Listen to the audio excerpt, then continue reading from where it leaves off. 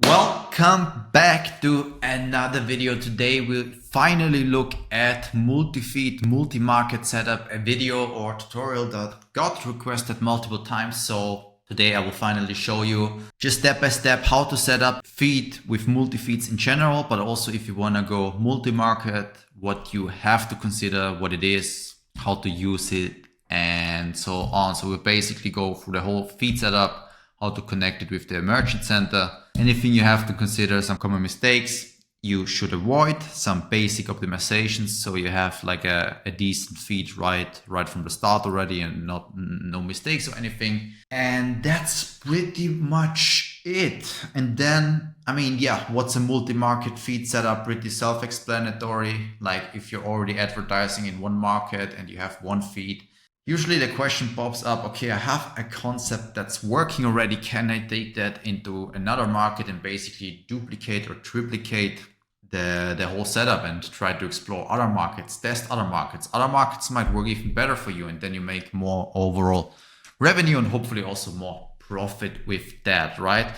That said, there are also cases when you should avoid venturing out in different markets and setting it up with multi-feeds, a multi-market setup like that. And that is, for example, when you're just starting out, right? Because you can basically also start with like 5-6 different markets at the same time. That's possible, but you also have to understand that this increases your minimum budget that you need for the starting phase massively, right? If you can handle it cash flow wise and you're happy with a longer learning phase, that's all right, but it makes much more sense if you have proof of concept somewhere ready to see, okay, that's working, and then you venture out in different markets, right? Way easier than to test something in like 6 markets at the same time when you have no proof of concept yet. That said, it's not really for new stores. And it's also not really for stores that are still struggling with getting some momentum in one market, right? It's way better if you crack the code first and then you're like, okay, now let's put that into different markets, right? To increase revenue. So that's just something to consider. If you're fine with the consequences, you have the cash flow, you're willing to endure a longer learning phase, you can also like do that right from the start. All right, that said, without further ado, let's dive into it, how to set up a feed with multi-feeds or multiple feeds. So basically, first of all, install the app, Multifeeds. I don't have to show you that. Quite simple. You don't have to connect it with the Google account or the Google Merchant Center at all. Why? One important thing I will explain right at the beginning. We will not connect it with the API. So there will not be a content API like we usually do with the Google app or Symbiosis. And the reason for that is because we have experienced a lot of bugs and sync issues with multi-feeds lately, so we don't do that anymore. And yeah, honestly, like a feed setup is way easier, way simpler, and way more reliable as well, right? So basically you just have a feed file, a link, you put that into the GMC. You don't have to connect it with Google Ads. You don't have to connect it with GMC. You get the link and it syncs once a day and it's super reliable. There cannot be any sort of sync issue with that, right? Or it's way less likely. So it's way more reliable. The downside of that is it doesn't sync in real time. So if you upload a product right now, but your feed file syncs in the night at like 1 or 2 a.m., it will only update then, right? But let's be honest, like, a proper update once a day is usually enough, and you can always manually resync as well. If you upload the batch right now, you go straight to multi-feeds, you resync, and then you also update it in the GMC one more time, right? And resync there. That's also fine. So that's usually not a problem. All right, let's dive straight into it now. Time for the setup. All right, so we go to settings and we have a feed here already, right? Doesn't matter, we'll just show you how to do it. We will also do the US feed there because that's basically what we have. But let's imagine you want to set up US, UK, Germany, whatever. It's the same principle, right? So it doesn't matter. Cool, you can grant access there and everything. So the more access it has, the better. So you have everything basically, but it doesn't really matter now for the sake of this video.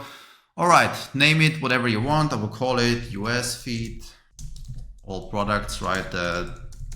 The more specific you are with the naming, the easier it will be for you in the long run, right? Not just for you, maybe you have employees down the line, so always make sure you have proper naming.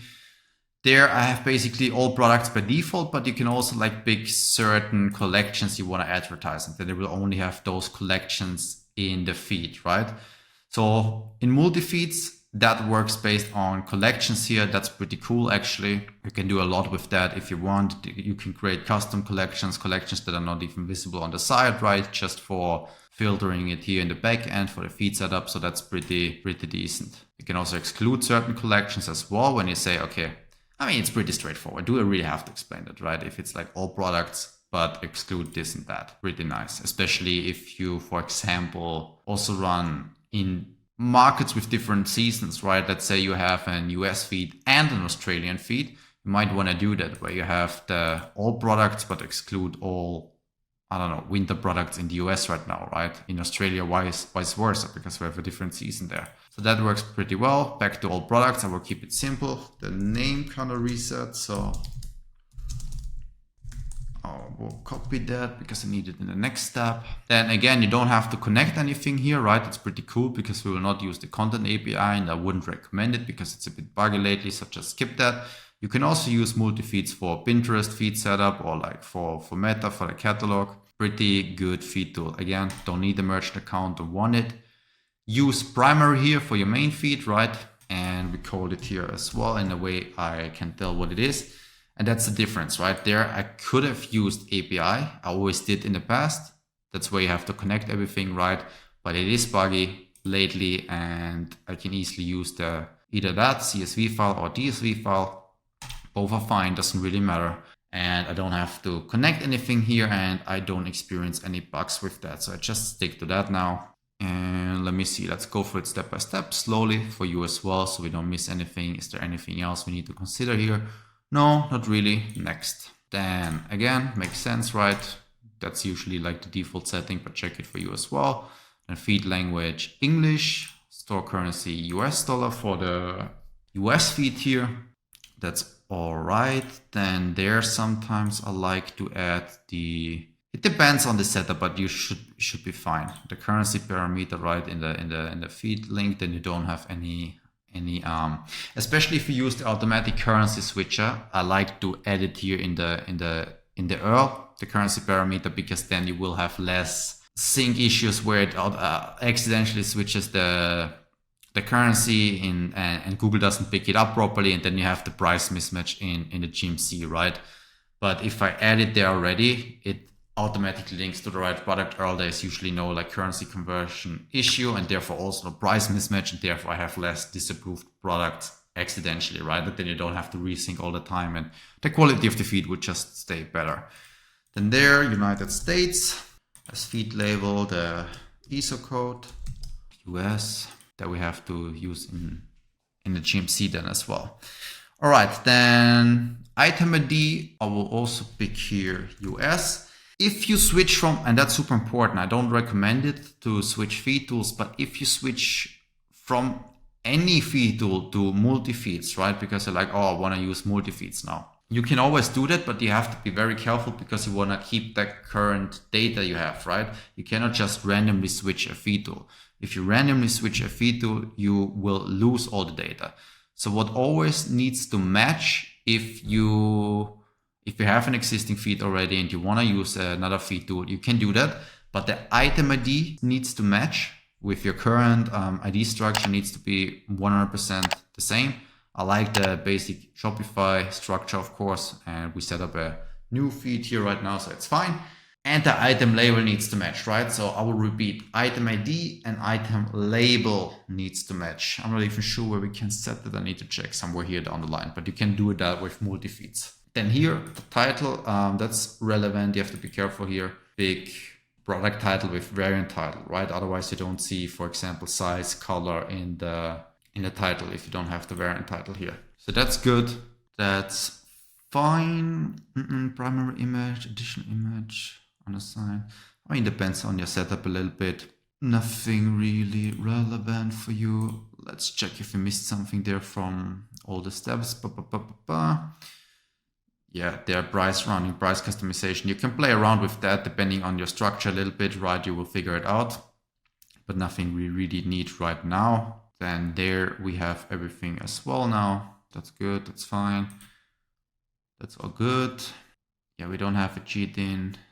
that we can set here. That's all fine. Mapped Google category, you should have that in the backend already. That's all good. Product type as well.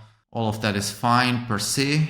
Depends on the situation a little bit. Before we dive into that, because I mentioned the product label earlier, so I want to go one spec. I did miss that here because like we set up a new feed and I have the just US ISO code basically there, but there you set the feed label, right? So again, item ID and feed label needs to match. There you can set it manually, whatever you need. If you switch from another feed to, right, what we discussed before. But anyway, let's proceed now. There you can add age group. You just need to do I'm not even sure how to call that stuff in English. Like you put these like little fuckers here and then you can pick adult. I mean, depends on what your niche is, right? But adult, same for gender.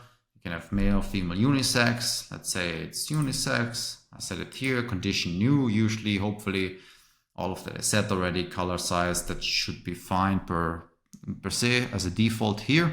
Nothing else really for you to touch here. So it's quite simple, straightforward. You can set custom labels here if you want to.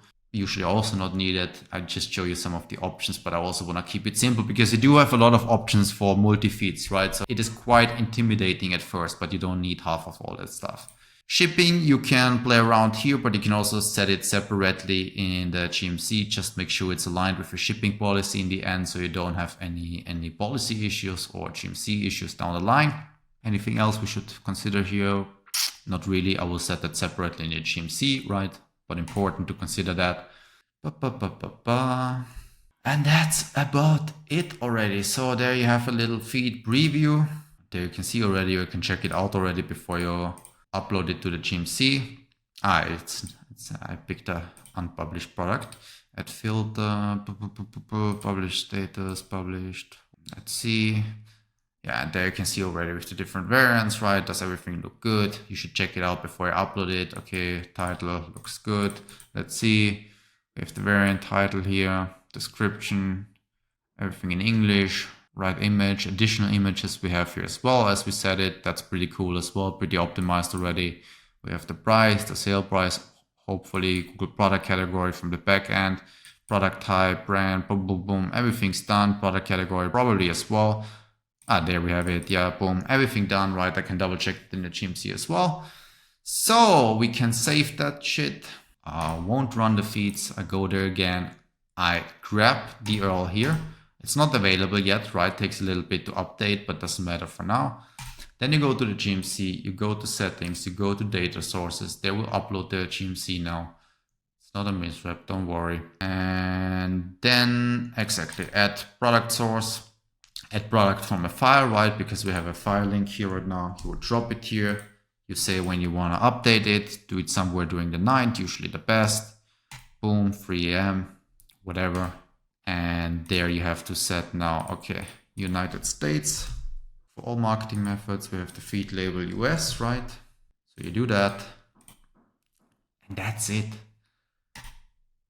Then in the next step, you can name your feed, which I kind of like messed up again, but I can still do it. Yeah, it's not available yet, but here we can go, there's the name. There you do it. Chris test feed. YouTube, right? Whatever, you save, you resync again, and then you just double check if all the items are in the GMC, everything is done properly. Again, the feed is not available yet, right? That's why you see 0 products there, because it's not properly synced in the back end yet. I haven't synced it yet. So you just do that, you sync it, you wait a little bit, just wait a little bit, right? I'm rushing through it for the sake of the video here right now, but just wait a little bit, resync it, get a coffee, do something else in the meantime, then upload the feed, then sync here, check if everything is there, go to products again, double check everything again, right? You always want to double check, like, is everything correct? You don't want to have any issues. Then you add the shipping policies for the different markets, the return policies, and that's it. You can do that with every country, right? You need to set it up properly in the back end, translations, automatic currency conversions, or you have like a separate page for the different markets, whatever works for you. And then you just adjust it, right? And you have all the options in multi-feeds. So you can see very easy, very straightforward. If you have, for example, different subdomains or, like I said, language subpaths for different markets. You can also change it here, right? You see, add language subdomain, add language subpath. Depends on your add Shopify market subpath. Really depends on how you structure it and set it up in the backend, right? Super simple. So if you have any further questions, drop it in the comments below, somewhere here, whatever. Feel free to reach out, and hope that video helped you, and good luck with your market expansion.